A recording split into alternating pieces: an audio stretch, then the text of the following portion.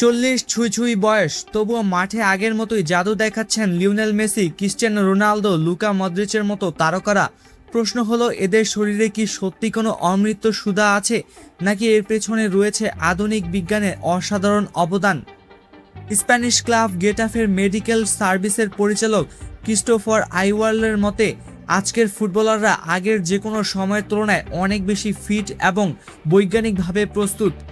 সবচেয়ে বড় পরিবর্তন এসেছে পুষ্টি, ট্রেনিং এবং রিকভারি সিস্টেমে।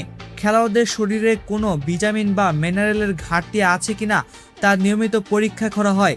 প্রয়োজন অনুসারী ম্যাগনেসিয়াম, প্রোটিন সহ বিভিন্ন সাপ্লিমেন্ট দেওয়া হয়। এছাড়া থার্মাল ইমেজিং দিয়ে পেশি ক্লান্তি পর্যবেক্ষণ, হাইড্রোগ্রাফি, সাউনা, জাকুজি, প্রেসার চেম্বার এবং আধুনিক ফিজিওথেরাপির মাধ্যমে খুব দ্রুত শরীরকে ম্যাচের জন্য প্রস্তুত করা হয়। একসময় একটি ক্লাবের মেডিকেল টিমে মাত্র 1-2 সদস্য থাকলেও এখন অনেক ক্লাবই 15 জন বা তারও বেশি বিশেষজ্ঞ কাজ করেন। ফলে ইনজুরি কমছে আর কেরিয়ার দীর্ঘ হচ্ছে। এই কারণেই আজ 41 বছর বয়সের রোনালদো, 40-এ মদ্রিচ, 39-এ মেসি কিংবা 37-এ লেভানদস্কিরা এখনও সর্বোচ্চ পর্যায়ে খেলতে পারছেন।